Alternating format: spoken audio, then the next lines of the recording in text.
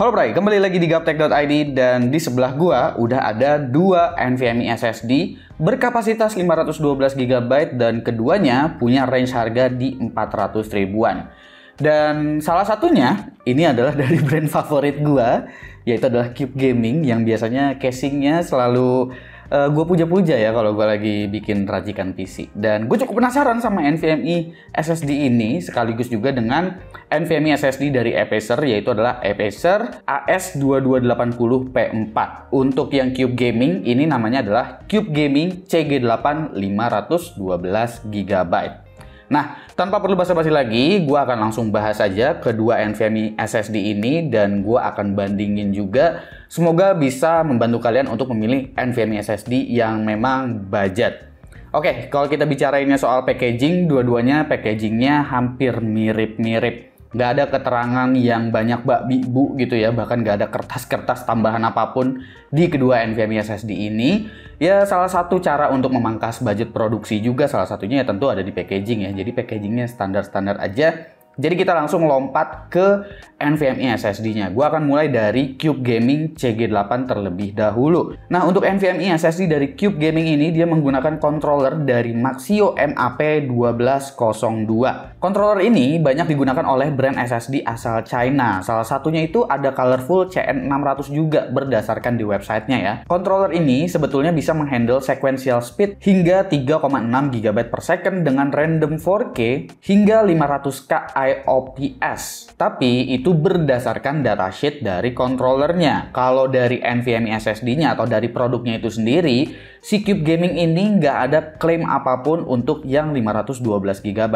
Kalau gue ngecek ke websitenya Cube Gaming, mereka bahkan di spesifikasi hanya menyertakan untuk kapasitas 128 dan juga 256 GB yang dimana kedua produk tersebut, kedua line up tersebut diklaim mampu mencapai angka sequential speed di angka 2,1 GB per second gitu untuk read-nya. Lalu nggak ada database spesifik mengenai TBW dari controller ini, tapi jika mengacu pada CN600 maka TBW-nya diperkirakan ada di 300 atau 320 untuk kapasitas 512 GB. Dia di sini NVMe-nya udah menggunakan 3D90 LC yang dapat menampung 4 chip storage memory. Cube Gaming udah penuhin semua area PCB-nya yang berarti mereka menggunakan 128 GB per chip dan ini tipenya adalah single side lalu DRAM-less juga. Jadi di bagian belakang itu nggak ada chip apapun. Lalu kita lompat ke Apacer AS2280P4. Untuk NVMe SSD dari Apacer yang satu ini dia menggunakan controller Pison PS5012E12. Controller ini berasal dari salah satu rajanya controller NVMe SSD saat ini yang selalu menawarkan reliability serta stability. Banyak brand besar pakai controller Pison seperti Corsair, Gigabyte, Team Group, dan lain-lain. Controller ini bisa menghandle sequential speed hingga 3,4 GB per second dengan 4K random hingga 635K IOPS. Sekali lagi, itu adalah berdasarkan datasheet dari controllernya. Tapi kalau berdasarkan dari produknya itu sendiri, Apacer di sini udah terang-terangan ngebuka datasheetnya mereka, baik itu dari segi kecepatan maupun IOPS, abis itu TBW-nya juga dengan jelas diterangkan oleh Apacer pada datasheet spesifikasi mereka. Untuk yang versi 512 GB, TBW-nya ini ada di angka 400 untuk kapasitas 512 GB. Dan claim speed-nya pun sebetulnya bukan 3,4 GB per second, melainkan juga ada di angka 2,1 GB per second.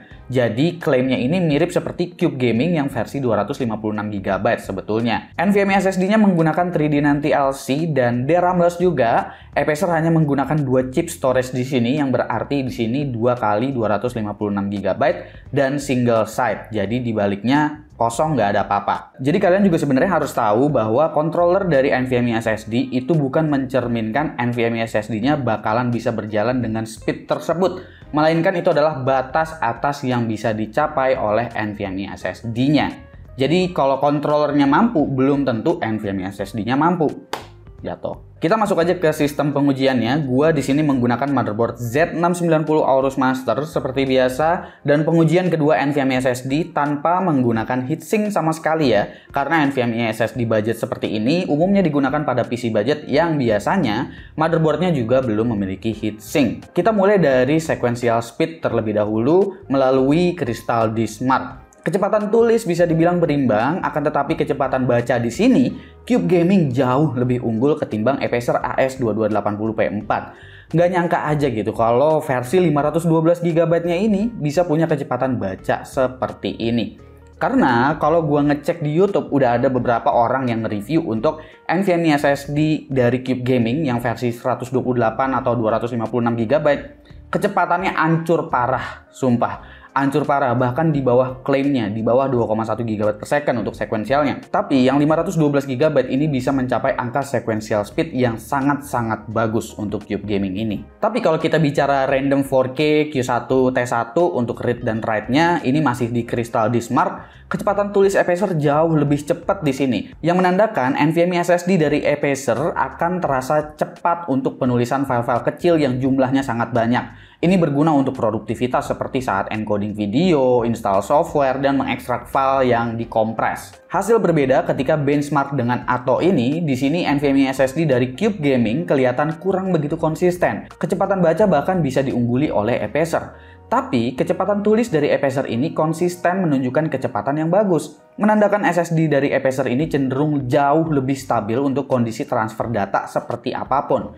Gue juga melakukan real world transfer file. Pengujian ini adalah copy data dari NVMe SSD testbed gua, yaitu 980 Pro, ke NVMe SSD yang dibahas. Jadi data ditulis ke SSD yang direview. Dari bar yang kalian lihat ini, NVMe SSD dari Cube Gaming emang cenderung naik turun gitu ya. Sementara Apacer dia secara perlahan naik, lalu lurus stabil hingga mengurangi kecepatannya ketika proses transfer udah mau beres. Dan gak lupa juga gua ngecek untuk temperatur dari NVMe SSD-nya. NVMe SSD dari Cube Gaming jauh lebih adem meskipun tanpa heatsink. Mungkin disebabkan karena cuma 128GB per chip. NVMe SSD dari Apacer ini jauh lebih panas, tapi untungnya masih dalam range operating temperatur dari SSD-nya. Buat yang nggak tahu, operating temperatur dari NVMe SSD itu sebenarnya ada di 70 atau 80 derajat Celcius. Jadi selama masih di bawah itu, seharusnya itu masih aman-aman aja. Jadi better sebetulnya sih ya pakai heatsink aja sih. Lalu untuk harga dari Cube Gaming CG8 512GB ini ada di angka Rp455.000, sementara Apacer AS2280P4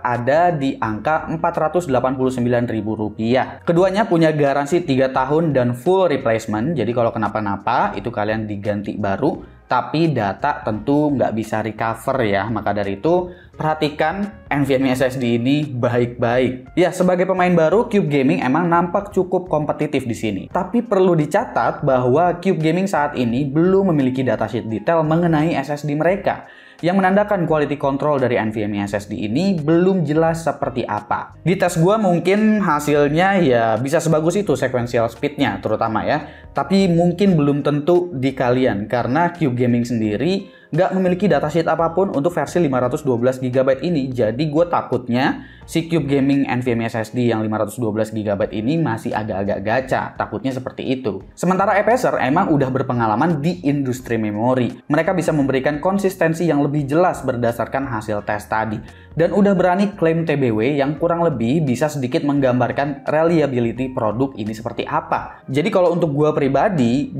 sih gue lebih rela nambah sekitar 30.000 atau 40.000 ya di Apacer ini. Karena gue bisa mendapatkan informasi yang jauh lebih jelas ketimbang Cube Gaming.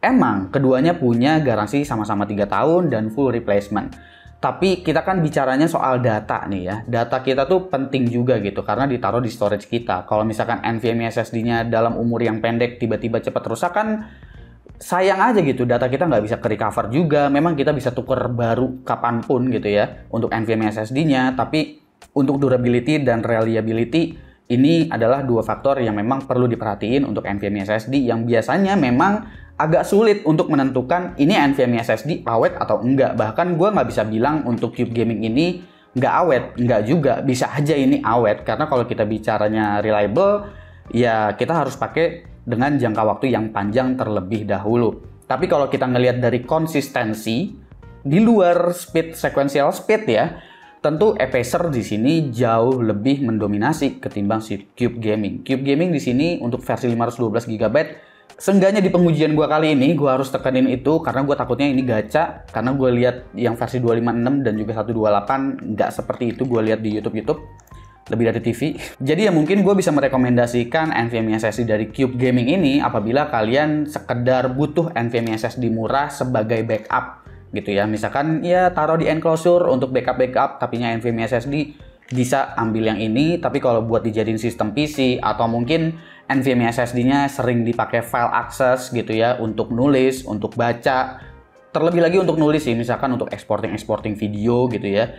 Gua akan lebih pilih Apacer karena dari segi TBW dia jelas gitu kan, udah dikasih unjuk. Kalaupun ini memang sama seperti CN600, ya ini punya TBW yang jauh lebih kecil daripada si Apacer pula gitu. Tapi itu menurut gua aja. Kalau menurut kalian gimana? Komen di bawah dan kasih pendapat kalian masing-masing. Atau mungkin kalian punya saran apa lagi untuk NVMe SSD murah yang mungkin bisa gua bahas. Komen di bawah dan kasih pendapat kalian masing-masing.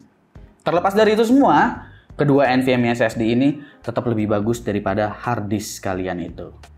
Karena yang penting SSD. Gue Supki dan seperti biasa sampai jumpa di lain kesempatan.